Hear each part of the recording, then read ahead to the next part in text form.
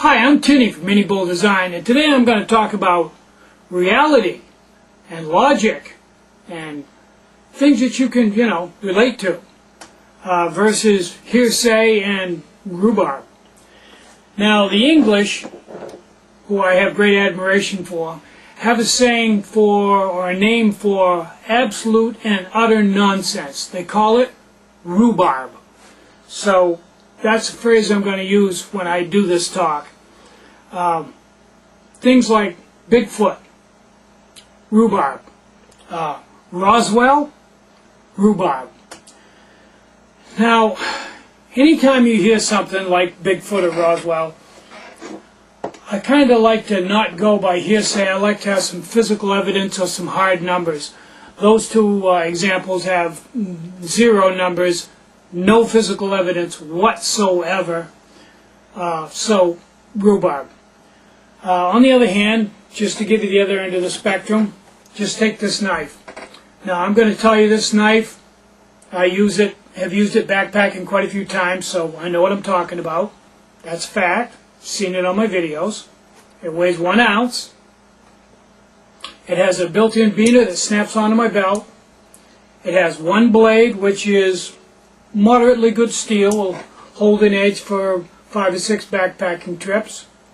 I use it to cut paracord and to cut my tops off my seal meal meals and anything else you need a knife for. You don't need a lot of knives backpacking. This weighs 1 ounce because I weighed it on a set of digital scales that are accurate within 1/10 of a gram. I have the receipt where I bought it. It costs 99 cents. So if you lose it, the fact is you're only out 99 cents. And it's a pretty good little knife and very handy because it's always right on the loop on my belt and I don't have to search for it. That's an example of a reality. If somebody told me that and gave me those facts, I'd definitely believe them and I'd probably go buy one. On the other hand, if somebody emails me and tells me that they've built a stove and it'll boil 2 cups of cold water on 10 milliliters of methanol in 3 minutes, but not every time, see, now we've got a problem because I have no proof whatsoever, no documentation. This is strictly hearsay. And when I take my calculator and I go to my charts and I do the math, I discover mathematically that's impossible. And that's probably proof enough for me. But considering the fact that I've probably done 5,000 alcohol stove tests, I know it's impossible because I've never been able to recreate that, and I should have stumbled onto it somewhere along the way. On the other hand, in the person's defense, if you set and do a test over and over again, there's a 2% human error. So if you do the test 50 times, at least once you're going to either not completely empty the fuel out of your stove, and when you add fuel, you won't realize it. Add 10 milliliters and there's already 10 in there. You think you did it on 10, you actually did it on 20. Or you don't have the right amount of water in your pot, you just assume you do, 2% error. Or the water in your pot is the right volume, but it's warm from the last test and you forgot to replace it. All, honest mistakes that anybody can make. The thing is, when you run into those situations, if you run into an anomaly where you do something on half the fuel or with half the time that the normal test takes, and you've done it 20 times, 19 times it took 20, 22 milliliters in 8-10 minutes, and this one time it only took 10 milliliters in 3 minutes.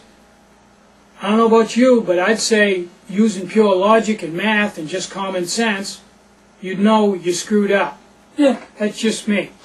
I like to rely on, test items, calculators, thermometers, measuring devices, timers to measure time, and do it very scientifically. And these items don't usually lie. I mean, they could be off, but not too big a chance. A lot better than just guessing. So to those people that have a stove that will boil 2 cups of cold water on 10 milliliters, I have a phrase for that. Rhubarb!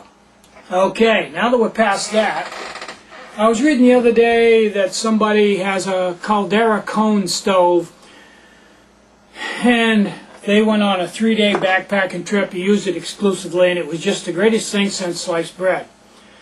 So I read the article 3 times, and I discovered that the 3-day hike, they only covered 6 miles, so, you know, that's 2 miles a day. That doesn't exactly make them a backpacker, and I suspect that they're not well versed in the art.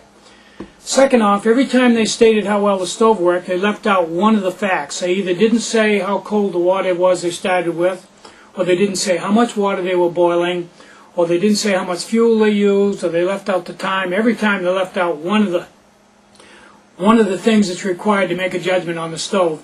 And without that fact, it really sounded like a stove was fantastic. Well, I got news for you. 10 milliliters, 4 to 5 minutes, 2 cups of water. Not going to happen. I have a Caldera cone stove, and for you guys